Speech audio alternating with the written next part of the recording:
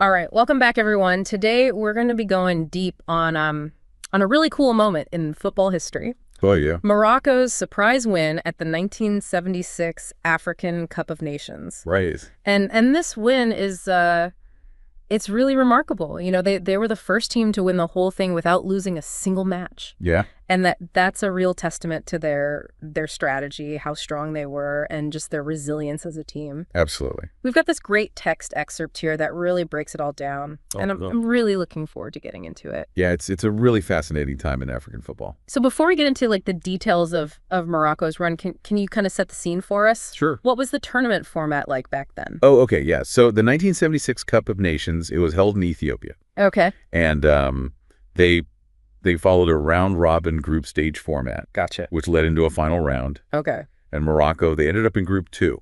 Okay. And they were up against Nigeria, Uganda, and a real powerhouse at the time, Egypt. Mm-hmm. Whoa, so Nigeria, Egypt, Uganda.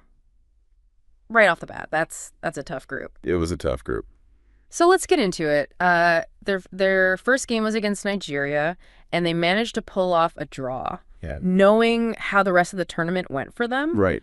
Did this initial draw, was there any special significance to that? I think there was. Yeah. Yeah, I mean, a draw, it might not seem like a huge result on the surface. Right. But it really showed how resilient they were right from the start.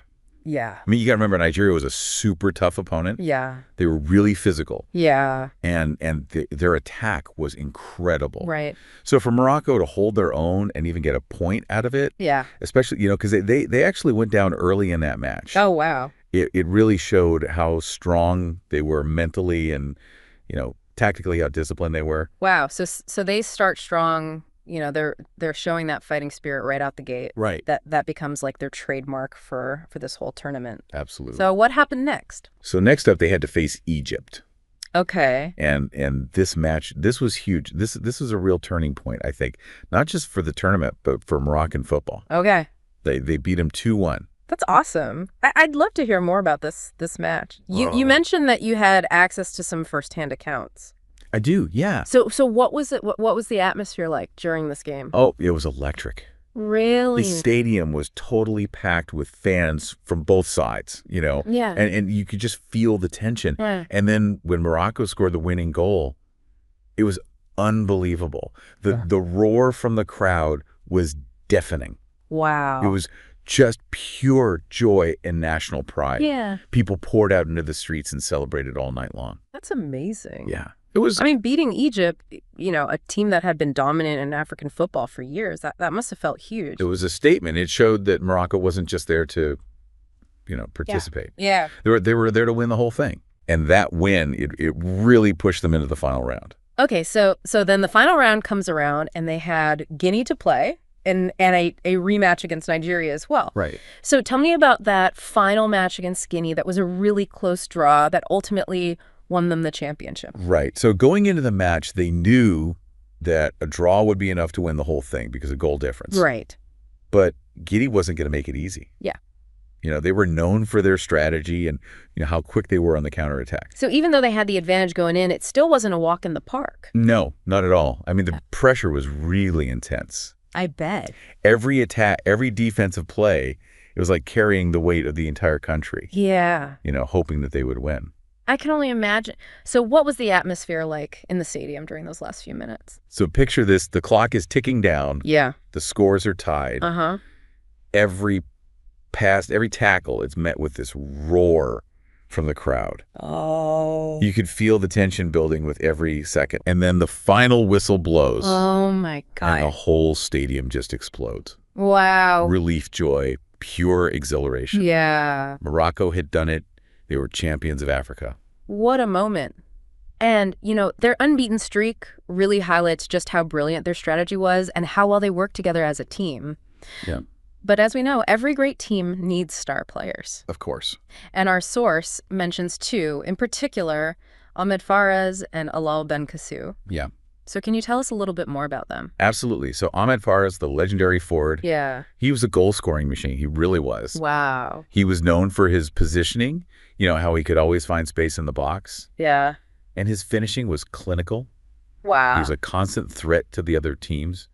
and he played a huge role in their success. He sounds like a real force on the field. He was. Was he already a well-known player at this point, or was this tournament sort of his breakout moment? Well, he'd shown promise before the tournament. But yeah, you could say the 76 Cup of Nations really launched him into stardom. Okay. He became a national hero, inspiring a whole generation of young footballers. Wow. His performances solidified his place as one of the greatest African players of all time. Wow, that's amazing. And what about Allal bin Kassou? What made him stand out? Bin Kassou was the engine of the Moroccan team. Okay. He was this dynamic midfielder who orchestrated their attack. Oh, wow. He was a maestro, dictating the pace of the game with his passing range, his vision, and his tactical awareness. So you have the clinical goal scorer in Faras and the midfield maestro in bin Kassou. Exactly. What made their partnership on the field so special? Their synergy was incredible. Yeah. Bin Kassou had this amazing ability to find Faras with his passes. Oh, wow. Often setting up goals, Yeah. They just understood each other's movements instinctively. Yeah. And you could really see the trust and understanding that they'd built up over years of playing together. It sounds like they weren't just individually talented, but they were a real force as a unit. They were. And their achievements are even documented in FIFA's AFCON archives. That's right. But their impact went far beyond the pitch, right? Oh, yeah. This victory wasn't just about football. It was a defining moment for Morocco as a nation. Absolutely. We have to remember that Morocco in the 1970s was facing a lot of its own challenges. Right. And this victory, it came at a time when the country really needed a boost. Yeah. A reason to come together and celebrate. So it was more than just a win. It was a symbol of national unity and a reminder of what they could achieve when they worked together. Exactly. And, sports have this unique power to transcend differences. Yeah. To bring people together under a shared passion. Yeah. And this victory did just that. Okay. It fostered a sense of national pride, a shared identity that resonated across the country. I can only imagine the sense of euphoria that swept through the nation after that final whistle. Yeah, it was something special. But this win didn't just spark celebrations. What do you mean? It sparked action. Okay, so tangible changes, you mean? Yes. Beyond the celebrations and national pride, what were the real-world effects of this victory? Well, the government, they recognized the unifying power of this win. Okay. And they saw an opportunity. Yeah. They decided to invest more in football infrastructure and youth development programs. Oh, wow. So they weren't just basking in the glory of the moment. They were using it as a springboard to build a lasting legacy. Precisely. The 1976 victory wasn't just a moment in time. Right. It was a catalyst for change. Right. It set in motion a series of events that would shape the future of Moroccan football. Wow, this is already so fascinating. From a nail-biting journey to victory to the emergence of national heroes and a glimpse of the lasting impact on Moroccan football, it's clear this win was truly monumental.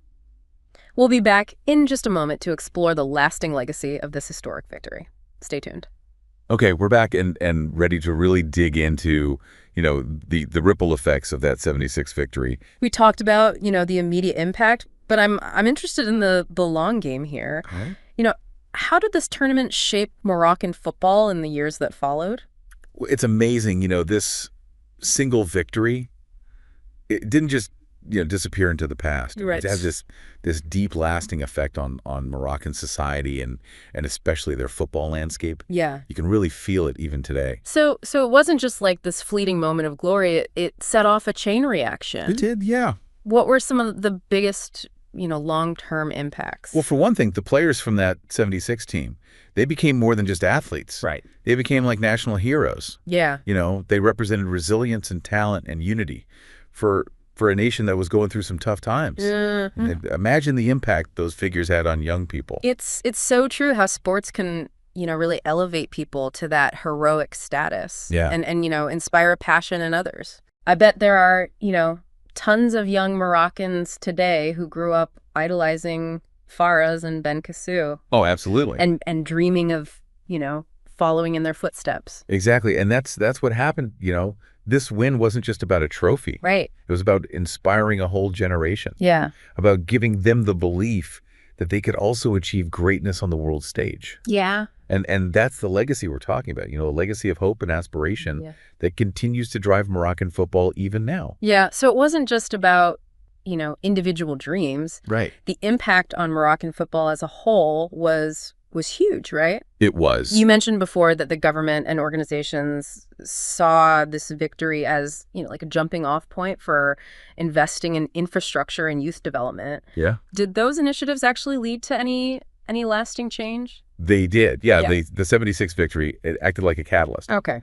And it spurred the development of better training facilities, coaching programs, and scouting networks. And that created a more structured approach to developing young players. Yeah. And you can really see the results of that today. So they didn't just ride the wave of that one win. They used it strategically. They did, yeah. To build a stronger foundation for the future of the sport. Exactly. And that's a key point. The 76 win wasn't treated as the end. Right. It was the beginning. Yeah. It marked the start of a long-term plan for Moroccan football. Yeah. And the results are clear. Yeah. Morocco consistently produces talented footballers who've gone on to compete at the highest levels, both in Morocco and internationally. So is that idea of success breeds success, but on a national scale? Yeah. It seems like this win didn't just, create better players, but it really instilled a winning mindset. Exactly. That 76 win, it really embedded this sense of pride and belief within Moroccan football culture. Yeah. They proved that they could compete with and even beat the best teams on the continent. Yeah. So the narrative shifted, from underdog to contender. It's amazing how one event can really reshape a nation's perception of itself. Yeah. Especially when it comes to sports, It's like that win became part of their footballing DNA. It's true. And that's why the 76 victory is still so celebrated and revered today. Right. It's not just about a trophy. Right. It's about the values it represents. Teamwork, determination, and this unwavering belief in one's abilities. And those are values that resonate, far beyond just sports. Yeah. They're applicable to anything you pursue in life. Absolutely. That's why this story is so compelling. Yeah. It reminds us that even when we face challenges with the right mindset, and if we work together, we can achieve incredible things. Yeah. But the legacy of 76 isn't just about history. It's about understanding where the team is today. That's a great point and a great segue to the next part of our deep dive. Right. What connections can we draw, between that win and the Moroccan team we see on the field today? Do we see any echoes of 76 in their recent performance? There are some really interesting parallels that we'll explore further. Okay. But what's really fascinating is that both eras, they show this deep belief in Moroccan football. Yeah. This sense of national pride and identity that's just inseparable from the sport. Yeah. It's a story that's still being written. Right.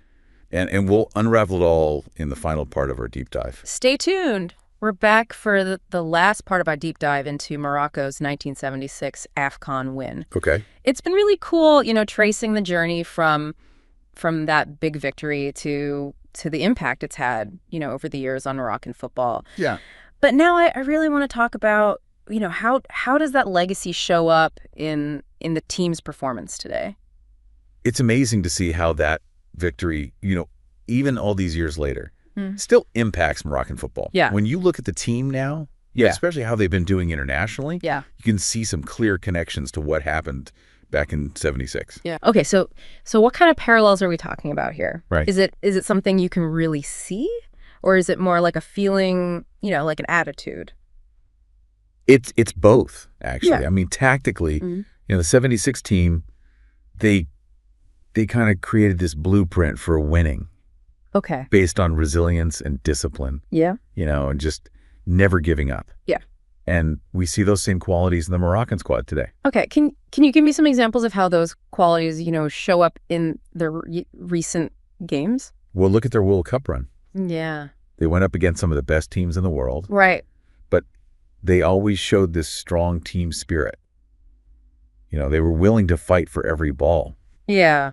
And they were really adaptable, tactically, which allowed them to adjust to different opponents. That World Cup run was amazing. It was? They weren't just there, they were really competing, at the highest level. Right. They even gave some of the big names, in football a real challenge. So do you think that kind of echoes the spirit of the 76 team, exceeding expectations, challenging the top dogs? I think so, yeah. That fearless attitude, that belief that they can do anyone. Yeah. I think that comes directly from what they achieved back in 76. Yeah. It's like that win, it planted a seed of self-belief. Okay. That's blossomed in the players today. I love that imagery. A seed of self-belief, planted in 76, and now it's blooming on the world stage. Exactly. But we can't forget about the structural changes, too, that came after that victory. Yeah. The investments in infrastructure and youth development. Have those continued to affect, the team's path? Those investments have been huge, for the team's success. Okay. Morocco has this really strong footballing ecosystem now. Yeah. They've got academies and training facilities, scouting networks, all focused on developing young talent. Okay. And this system, it didn't just appear overnight. It's a direct result of the planning and commitment that came after the 76 win. It's amazing to see how, that one event had such a huge and lasting impact on the structure of Moroccan football. Yeah. It shows, the vision of the people who saw the potential to build a really strong future for the sport. Right.